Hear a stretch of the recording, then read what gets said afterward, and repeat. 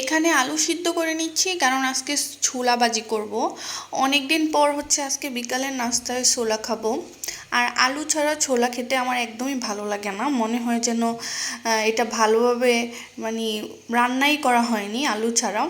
তো ছোলাতে আলু অবশ্যই দিতে হবে, কিন্তু দেখা যায় যে আমার মা ছোলা ভাজি করলে হচ্ছে আলু দিতে চায় না, আলু দেয় না, যেহেতু ডায়াবেটিসের রোগী।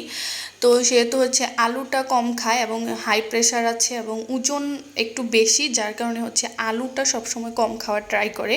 কিন্তু আমার আলু লাগেই লাগে, সব তরকারির সাথে আলু দিলে আমার অনেক ভালো লাগে।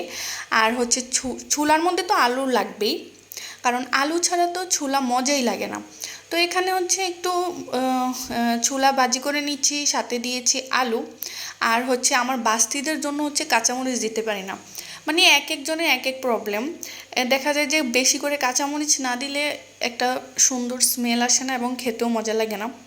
যে কোনো খাবারে হচ্ছে আমি কাঁচামরিচ অনেক বেশি দিতে পছন্দ করি, কিন্তু দেখা যায় যে আমার বাস্তিদের জন্য হচ্ছে কাঁচামরিচ দেওয়া যায় না, ওরা হচ্ছে ঝাল খেতে পারে না।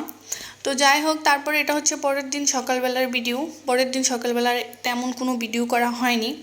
এখানে হচ্ছে আমি রুটি ছেঁকে নিচ্ছি, কারণ হচ্ছে নাস্তা করতে হবে। আর ভাত ছিল না, কারণ সকালবেলা হচ্ছে আগের দিনের ভাত কেউ খায় না, আর আমার রান্না করতেও খুব বিরক্ত লাগে। আর এখানে হচ্ছে আদা দিয়ে একটু রং চা বানিয়ে নিচ্ছি, কারণ মাঝে মাঝে একটু রং চা খাওয়া উচিত, যদিও আমি দুধ চা বেশি পছন্দ করি।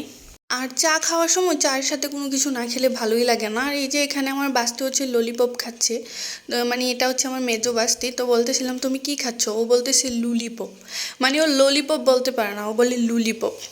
তো আমি বলছি যে তুমি এগুলা খেও না, কারণ এগুলো হচ্ছে খুবই ক্ষতিকর এবং হচ্ছে বাচ্চাদের দাঁত একদম নষ্ট করে ফেলে। আমার বড় বাস্তির অলরেডি কিন্তু দাঁতে অনেক ব্যথা হচ্ছে এবং ক্যাভিটিস হয়ে গিয়েছে, জাস্ট ফর এইসব খাবার খাওয়ার জন্য। এবং হচ্ছে এগুলো আসলেই দাঁত নষ্ট করে দেয় এবং শরীরের তো আরও ক্ষতি করে, কিন্তু ওরা সারাক্ষণ বাহিরের খাবারের উপর থাকে, যেটা আমার একদম পছন্দ না, কিন্তু কি আর করার, অভ্যাস হয়ে গিয়েছে, এগুলা থেকে তো আর ওদেরকে দূরেও রাখা যাচ্ছে না। আর এখানে হচ্ছে আমি একটু শাক ভাজি করে নিচ্ছি, যদিও আমি শাক খেতে পছন্দ করি না বা খাই না, তারপরেও একটু শখ করে রান্না করে নিচ্ছি, বাসার অন্যরা খাবে। আর এখানে হচ্ছে আমি বাসাটা একটু ঝাড়ু দিয়ে নিচ্ছি। আর আমার করার মতো ওইরকম কোনো কাজও ছিল না, তাই ওই দিন আর কোনো ভিডিও করা হয়নি। ওই দিনের ভিডিও হচ্ছে এতটুকু পর্যন্তই ছিল। আর এখানে হচ্ছে আমার ছোটো বাস্তি হচ্ছে আটা বের করে বক্স থেকে হচ্ছে তাওয়ার মধ্যে ঢেলে দিয়েছে। তো যাই হোক, ওর দুষ্টামি এভাবে চলতেই থাকে। তারপরেও মানে দোয়া করি যেন ওরা ভালো থাকে, সুস্থ থাকে। তো আজকের ভিডিওটি এই পর্যন্তই। সবাই ভালো থাকবেন, সুস্থ থাকবেন। Tata, bye bye.